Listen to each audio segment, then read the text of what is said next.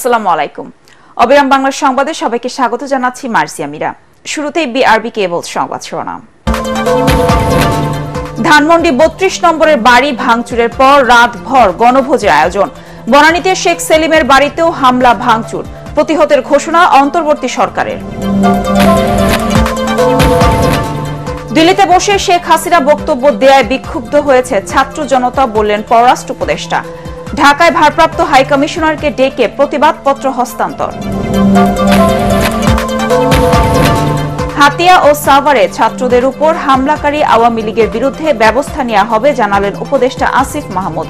অবৈধ অস্ত্র উদ্ধারে আলটিমেটাম।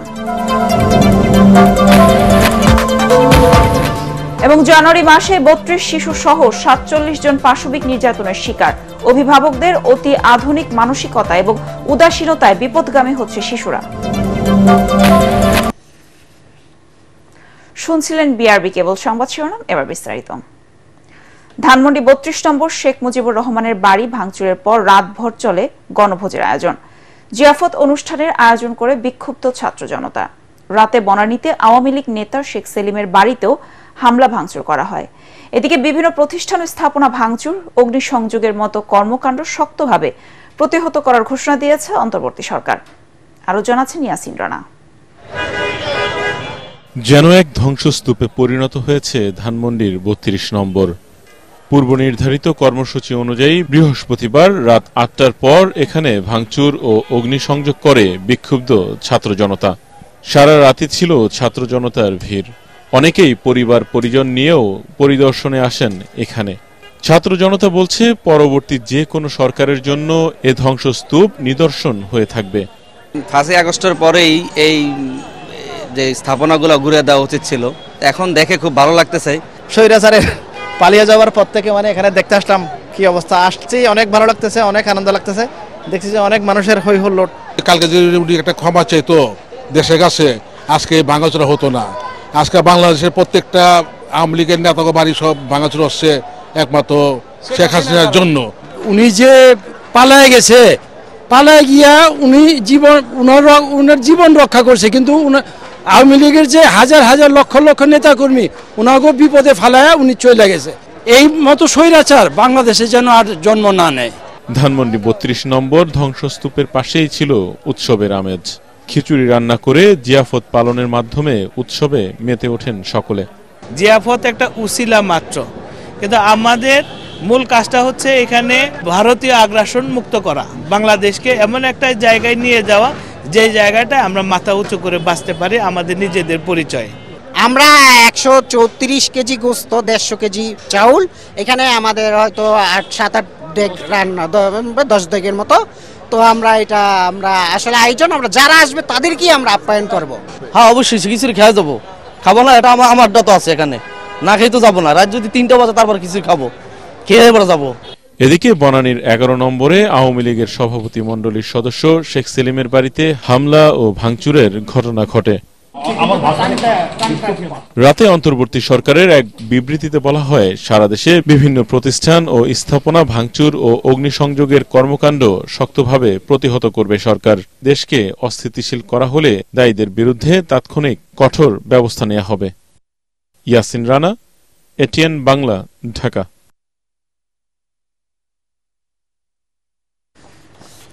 এদিকে ঢাকার বাইরেও বিভিন্ন স্থানে রাতভর চলে স্বৈরাচার বিরোধী ছাত্র জনতার বুলডোজার কর্মসূচি। ভাঙা হয় সাবেক রাষ্ট্রপতি আব্দুল হামিদ ও রাজশাহীর সাবেক মেয়র খায়রুজ্জামান লিটনের বাড়িঘর। লুটপাট চলে খুলনায় শেখ মুজিবুরের জমিতে গড়ে তোলা গেস্ট হাউস ও গুতামে। এ সময় বিক্ষুব্ধরা বলেন, বাংলার মাটিতে কোনো স্বৈরাচারের ঠাঁই হবে না। দেশের যেখানে ফ্যাসিস্ট এবং এর দোসরদের স্মৃতিচিহ্ন থাকবে তা ভেঙে ফেলা হবে। জেলা প্রতিনিধিদের পাঠানো তথ্যচিত্র আরো জানাচ্ছেন জাহেদুল আলম। ২৪ ঘন্টা পেরিয়ে গেলেও বৃহস্পতিবার মধ্যরাত পর্যন্ত দেশের বিভিন্ন স্থানে চলে ছাত্র জনতার বুলডোজার কর্মসূচি। বৃহস্পতিবার রাত ১০টার দিকে কিশোরগঞ্জে সাবেক রাষ্ট্রপতি আব্দুল হামিদের বাসা ভাঙচুর করে মালামাল নিয়ে যায় বিক্ষুব্ধরা। পরে বাসার সামনে থাকা একটি মোটরসাইকেলে আগুন ধরিয়ে দেয়। রাজশাহীতে রাত 11:30টার দিকে আওয়ামী লীগের সভাপতি মণ্ডলীর সদস্য ও রাজশাহী সিটি কর্পোরেশনের সাবেক মেয়র AHM খায়রুজ্জামান লিটনের বাসভবনের একাংশ ভেঙে ফেলা হয়। এ সময় বিক্ষুব্ধ জনতা বলেন, দুর্নীতির টাকায় গড়া বাড়িটি পুরোপুরি গুড়িয়ে দেয়া হবে। দিনাজপুরে রাত 12টার দিকে Basuniapatti Awami League party office bulldozer দিয়ে গুড়িয়ে দেয় বৈষম্য বিরোধী ছাত্র জনতা। রাতে মাগুরায় পৌরসভার সাবেক মেয়রের বাড়ি ভাঙচুর ও পরে আগুন ধরিয়ে দেয়া হয়েছে। এ সময় ছাত্র জনতা বলেন, জুলাই আগস্টে যারা হত্যাযজ্ঞ চালিয়েছে এই বাংলায় তাদের থাকতে দেয়া হবে না। এদিকে খুলনার দিঘলিয়ার নগরঘাট এলাকায় শেখ হাসিনার পৈতৃক সম্পত্তিতে গড়ে তোলা গেস্ট হাউস ও গুদাম ভাঙচুর এবং এতে লুটপাট চালিয়েছে স্থানীয়রা। এ সময় শেখ হাসিনা ও আওয়ামী লীগ বিরোধী বিভিন্ন স্লোগানে কেঁপে ওঠে গোটা এলাকা। জাহিদুল আলম, ATN বাংলা।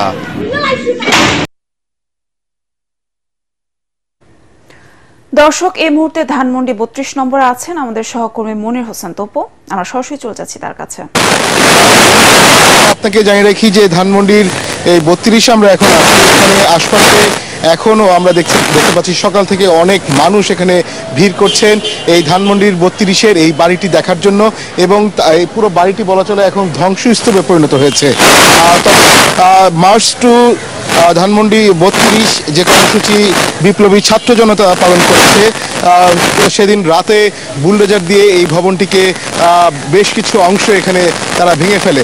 তবে এখন আমরা যেটি দেখছি যে এই ভবনটি এখন ঝুঁকিপূর্ণ অবস্থায় রয়েছে, এবং সেই জন্য আমরা দেখছি অনেক শ্রমিক এখানে কাজ করে তারা এসে একবার ঘুরে যাওয়ার চেষ্টা করছেন, এবং তবে তারা যারা দর্শনার্থী যারা রয়েছে যেটি বলছেন জুলাই আগস্টের যে ছাত্রদের বিপ্লব হয়েছে সেই বিপ্লবে তাদের যে অনুপ্রেরণা সে এবং তাদের যে দাবি দাওয়াগুলো রয়েছে, যে জুলাই অভ্যুত্থানে যে। তবু আপনাকে ধন্যবাদ। দিল্লিতে শেখ হাসিনা উস্কানিমূলক বক্তব্য দেয়ায় ভারতের কাছে প্রতিবাদপত্র পাঠিয়েছে বাংলাদেশ। ঢাকায় দেশটির ভারপ্রাপ্ত হাই কমিশনারকে ডেকে প্রতিবাদপত্র দেওয়ার কথা জানান পররাষ্ট্র উপদেষ্টা তৌহিদ হোসেন। অন্যদিকে শেখ হাসিনার উস্কানিমূলক বক্তব্যে ক্ষোভের বহিঃপ্রকাশেই ধানমন্ডির 32 নম্বর বাড়ি ভাঙচুরের ঘটনা ঘটেছে বলে মনে করে অন্তর্বর্তী সরকার। এক বিবৃতিতে এই ঘটনা অনভিপ্রেত ও অনাকাঙ্ক্ষিত বলেও জানায় সরকার। একরামুল হক সাইমের রিপোর্ট। ধানমন্ডির 32 নম্বর বাড়ি ভাঙচুরের ঘটনায় আনুষ্ঠানিক বিবৃতি দিয়েছে অন্তর্বর্তী সরকার। এই ঘটনাকে অনভিপ্রেত ও অনাকাঙ্ক্ষিত জানিয়ে প্রধান উপদেষ্টার প্রেস উইং থেকে পাঠানো বিবৃতিতে বলা হয়, পলাতক অবস্থায় ভারতে বসে জুলাই অভ্যুত্থানের বিরুদ্ধে শেখ হাসিনা উস্কানিমূলক বক্তব্যের কারণে জনমনে যে ক্রোধের সৃষ্টি হয়েছে ওই ঘটনা তারই বহিঃপ্রকাশ। শেখ হাসিনার বক্তব্য দুইভাবে জনগণের মধ্যে অবজ্ঞা ও অশ্রদ্ধা সৃষ্টি করেছে জানিয়ে বিবৃতিতে বলা হয়, জুলাই গণ অভ্যুত্থানে যারা আত্মদান করেছে তাদের মৃত্যু নিয়ে শেখ হাসিনা অবান্তর, আজগবি ও বিদ্বেষমূলক বক্তব্য দিয়েছেন। অন্যদিকে অমানবিক প্রক্রিয়ায় ক্ষমতাসীন হয়ে তিনি যে সুরে কথা বলতেন, গণ অভ্যুত্থানের মুখে পালিয়ে যাবার পরও তিনি একই হুমকি ধামকির মাধ্যমে দেশে অস্থিতিশীলতা সৃষ্টির অপতৎপরতা চালিয়ে যাচ্ছেন বলে জানানো হয়। মানবতা বিরোধী অপরাধে একজন ওয়ারেন্টভুক্ত আসামি শেখ হাসিনা তার বক্তব্য দেয়া থেকে বিরত থাকলে এমন ঘটনার পুনরাবৃত্তি এড়ানো সম্ভব বলেও বিবৃতিতে উল্লেখ করা হয়। এদিকে ছাত্র জনতার অভ্যুত্থানে ক্ষমতাচ্যুত হয়ে ভারতে পালানো শেখ হাসিনা সামাজিক যোগাযোগ মাধ্যমে অডিও ভাষণ দেয়ায় ঢাকায় দেশটির ভারপ্রাপ্ত হাই কমিশনারকে ডেকে প্রতিবাদপত্র দিয়েছে পররাষ্ট্র মন্ত্রণালয়। দিল্লিতে বসে সামাজিক যোগাযোগ মাধ্যম সহ বিভিন্ন প্ল্যাটফর্ম ব্যবহার করে বাংলাদেশে অস্থিতিশীলতা সৃষ্টির লক্ষ্যে সাবেক প্রধানমন্ত্রী শেখ হাসিনা ক্রমাগত মিথ্যা বানোয়াট মন্তব্য ও বিবৃতি দিচ্ছে বলে অভিযোগ করে ঢাকা।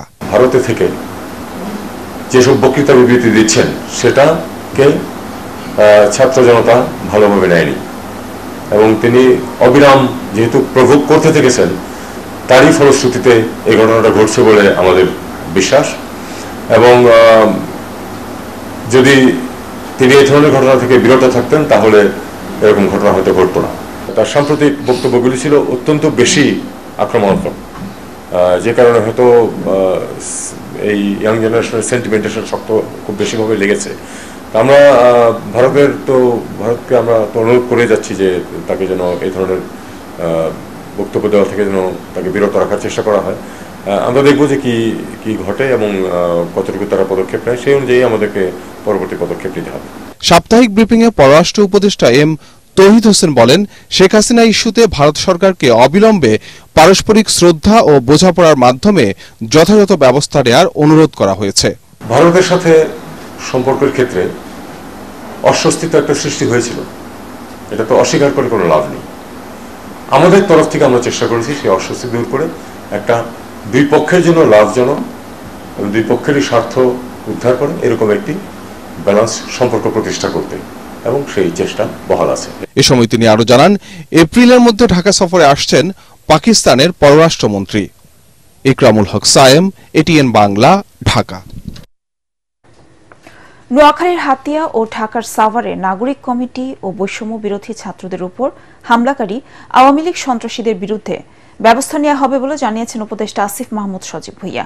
হামলার প্রতিবাদ এবং অবৈধ অস্ত্র উদ্ধারে জাতীয় নাগরিক কমিটির স্বরাষ্ট্র উপদেষ্টাকে 24 ঘণ্টার আলটিমেটাম দিলে আসিফ মাহমুদ একথা জানান।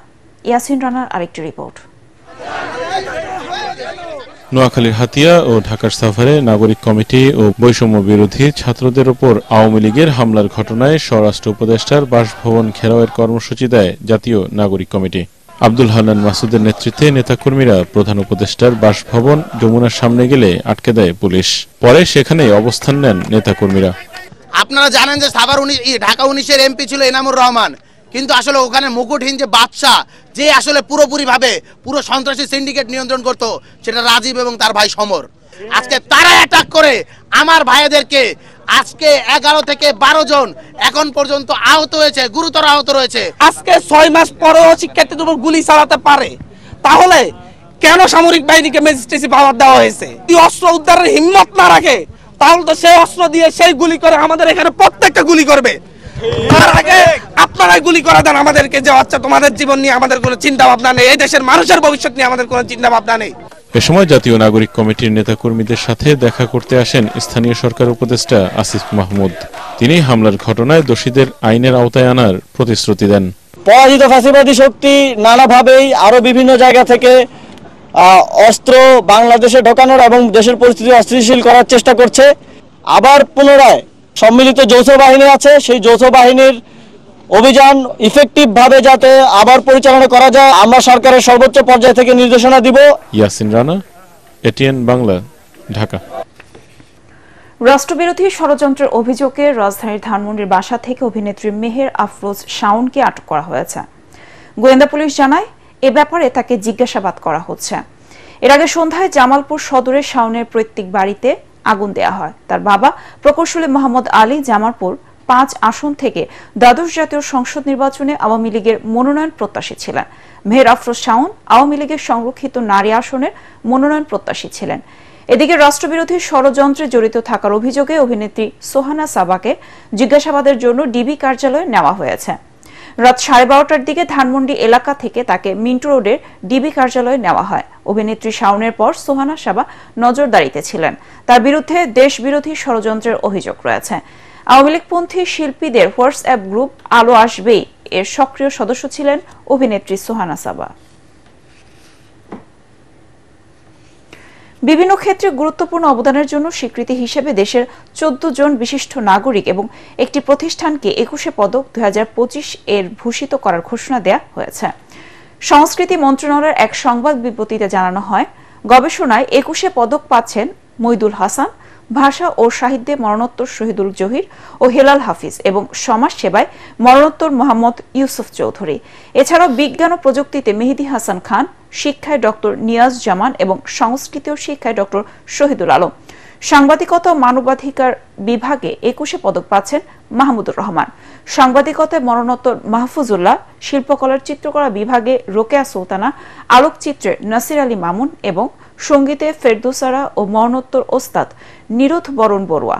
চলচ্চিত্রে আজিজুর রহমান। একমাত্র প্রতিষ্ঠান হিসেবে বাংলাদেশ জাতীয় নারী ফুটবল দলকে ক্রীড়া বিভাগে 21শে পদকের জন্য মনোনীত করা হয়েছে। এবছর কেবল জানুয়ারিতেই ৩২ শিশুসহ ৪৭ জন পাশবিক নির্যাতনের শিকার হয়েছে। এমন তথ্য দিয়ে বাংলাদেশ মহিলা পরিষদ বলছে, গণ অভ্যুত্থান পরবর্তী সময়ে আইন শৃঙ্খলা পরিস্থিতির অবনতির সুযোগে নির্যাতন নিপীড়নের সংখ্যা বেড়েছে আশঙ্কাজনক হারে। সমাজবিজ্ঞানীরা বলছেন, অভিভাবকদের অতি আধুনিক মানসিকতা এবং উদাসীনতায় বিপদগামী হচ্ছে শিশুরাও। এজন্য সন্তানদের সঙ্গে বন্ধুত্বপূর্ণ সম্পর্ক তৈরি ও তাদের মানসিক অবস্থা বোঝার তাগিদ দিচ্ছেন তারা। রাস্তা দাসের রিপোর্ট। মাত্র 11 বছরের মিষ্টি মেয়ে সুবান নিখোঁজে যখন দিশেহারা বাবা মা, তখন শুধু পরিবার নয়, তাকে নিয়ে দুশ্চিন্তায় গোটা দেশ। তবে মোহাম্মদপুরের সিসিটিভি ক্যামেরায় রহস্যজনক ফুটেজ আর নওগাঁয় বন্ধুর সঙ্গে পালিয়ে যাওয়ার ঘটনায় রীতিমতো হতবাক সবাই। এমন ঘটনা নতুন নয়। নিজের ভুলের কারণে অথবা ফাঁদে পড়ে কেউ হচ্ছে ধর্ষণ নিপীড়নের শিকার, কেউ হচ্ছে পাচার। কিন্তু কেন এমন অধপতন শিশু কিশোরদের? কেউই কারো জায়গা থেকে দায়িত্ব পালন করছে না। আমরা সামাজিক দায়িত্বই বলি, পারিবারিক দায়িত্বই বলি, রাষ্ট্রীয় দায়িত্বই বলি, পারছে না। ফলে পারিবারিক বন্ধনটা আমরা সেভাবে সুদৃঢ় করতে পারি না। একটা বাচ্চার যদি ভালো না লাগে, সে তার প্যারেন্টসকে, তার আত্মীয় স্বজনকে বা কাছের কাজিনদেরকে বা বন্ধু বান্ধবদেরকে শেয়ার করবে যে আমার ভালো লাগছে না। বাংলাদেশ মহিলা পরিষদের তথ্য বলছে, 2025-এর জানুয়ারি মাসেই মোট নির্যাতনের শিকার 18 শিশু সহ 27 জন, যেখানে অন্তত 14 জন শিশু সহ 20 জনকে দলবদ্ধভাবে পাশবিক নির্যাতন করা হয়েছে। নির্যাতনের পর হত্যা করা হয়েছে 2 জনকে।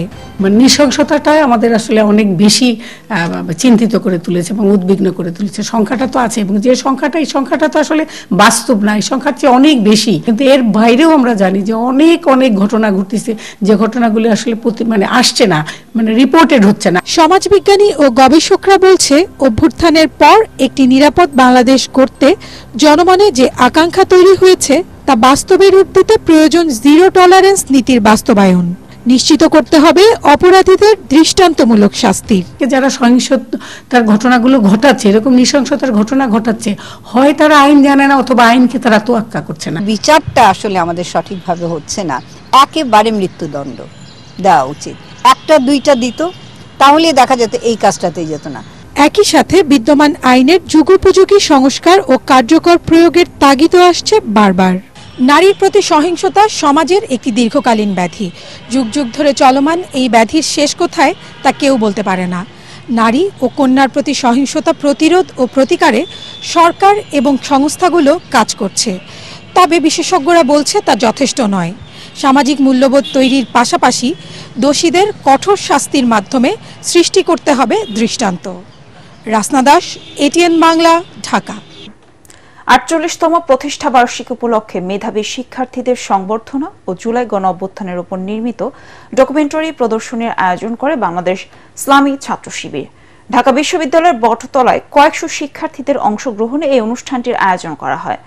জামায়াত ইসলামী ঢাকা মহানগর দক্ষিণের সেক্রেটারি ডক্টর শফিকুল ইসলাম মাসুদ, ছাত্র শিবিরের সভাপতি জাহেদুল ইসলাম ও শিক্ষক মণ্ডলী সহ বিভিন্ন নেতৃবৃন্দ এ সময় উপস্থিত ছিলেন। তারা তাদের বক্তব্যে জুলাই বিপ্লবে ছাত্র শিবিরের অবদানের কথা তুলে ধরেন। এবার আন্তর্জাতিক সংবাদ।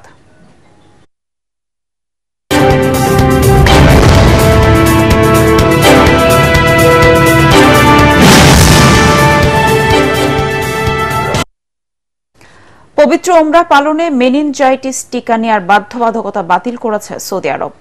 দেশটির সিভিল এভিয়েশনের জেনারেল অথরিটি এ সংক্রান্তে নির্দেশনা সব বিমান সংস্থাকে পাঠিয়েছে। এর আগে সৌদির স্বাস্থ্য মন্ত্রণালয় এক নির্দেশনায় বলেছিল, 10 ফেব্রুয়ারি থেকে যারাই ওমরা করতে আসবেন তাদের অবশ্যই সৌদিতে আসার অন্তত 10 দিন আগে টিকাটি নিতে হবে। একই সাথে 3 বছর আগে যারা টিকা নিয়েছিলেন তাদেরও নতুন করে টিকা নেওয়ার নির্দেশনা দেওয়া হয়েছিল। তবে নতুন নির্দেশনায় আগের এসব বাধ্যবাধকতা বাতিল করা হয়।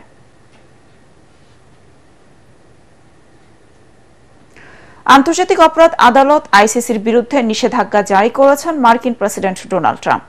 বিবিসি বলছে, নিষেধাজ্ঞা জারি আদেশে সই করার পর ট্রাম্প একে অবৈধ সংস্থা বলে উল্লেখ করেন।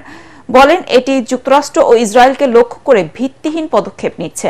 মূলত ইসরায়েলের প্রধানমন্ত্রী বেঞ্জামিন নেতানিয়াহুর বিরুদ্ধে আইসিসির গ্রেফতারি পরোয়ানা জারির প্রেক্ষিতে এমন পদক্ষেপ নিলেন ট্রাম্প। আফগানিস্তানে যুক্তরাষ্ট্রের বিরুদ্ধে যুদ্ধাপরাধের অভিযোগ তোলায় এর আগের মেয়াদেও ট্রাম্প আইসিসির ওপর নিষেধাজ্ঞা জারি করেন। পরে জো বাইডেন ক্ষমতায় এসে এটি প্রত্যাহার করেন। এবার পার্টেক্স খেলার খবর।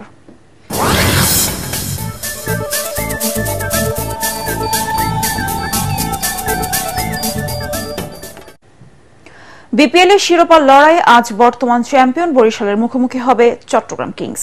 সন্ধ্যা 7টায় মিরপুর শেরে বাংলা স্টেডিয়ামে খেলা শুরু হবে। প্রথম কোয়ালিফায়ারে জিতে বিপিএল এর ফাইনাল খেলবে ফরচুন বরিশাল। তামিম ইকবালের নেতৃত্বে দলটির এটি টানা দ্বিতীয় বিপিএল এর ফাইনাল। এদিকে দ্বিতীয় কোয়ালিফায়ারে জিতে দীর্ঘ 12 বছর পর বিপিএল এর ফাইনালে উঠেছে চট্টগ্রাম কিংস। অধিনায়ক মোহাম্মদ মিঠুনের নেতৃত্বে খুলনাকে হারিয়ে ফাইনাল খেলবে চট্টগ্রাম। দুই দলের স্কোয়াডে তেমন কোনো পরিবর্তন না থাকলেও বরিশালে যোগ দিচ্ছেন নিউজিল্যান্ডের তারকা অলরাউন্ডার জেমস নিশাম। শক্তির দাপটে বরিশাল কিছুটা এগিয়ে থাকলেও ম্যাজিক দেখাতে প্রস্তুত চট্টগ্রামও। শেষ করার আগে বিআরবি কেবল সংবাদ শিরোনাম আরেকবার। ধানমন্ডি 32 নম্বরের বাড়ি ভাঙচুরের পর রাতভর গণভোজের আয়োজন। বনানীতে শেখ সেলিমের বাড়িতেও হামলা ভাঙচুর। প্রতিহতের ঘোষণা অন্তর্বর্তী সরকারের। দিল্লিতে বসে শেখ হাসিনা বক্তব্য দেয়ায় বিক্ষুব্ধ হয়েছে ছাত্র জনতা, বললেন পররাষ্ট্র উপদেষ্টা। ঢাকায় ভারপ্রাপ্ত হাই কমিশনারকে ডেকে প্রতিবাদপত্র হস্তান্তর। হাতিয়া ও সাভারে ছাত্রদের উপর হামলাকারী আওয়ামী লীগের বিরুদ্ধে ব্যবস্থা নেওয়া হবে, জানালেন উপদেষ্টা আসিফ মাহমুদ। অবৈধ অস্ত্র উদ্ধারে আলটিমেটাম। এবং জানুয়ারি মাসে 32 শিশুসহ 47 জন পাশবিক নির্যাতনের শিকার। অভিভাবকদের অতি আধুনিক মানসিকতা এবং উদাসীনতায় বিপদগামী হচ্ছে শিশুরা। পরবর্তী সংবাদ দেখার আমন্ত্রণ জানিয়ে এখনকার মতো শেষ করছি। এটিএন বাংলা সংবাদ ইউটিউবে দেখতে ব্রাউজ করুন youtube/ATN বাংলা। ধন্যবাদ সবাইকে।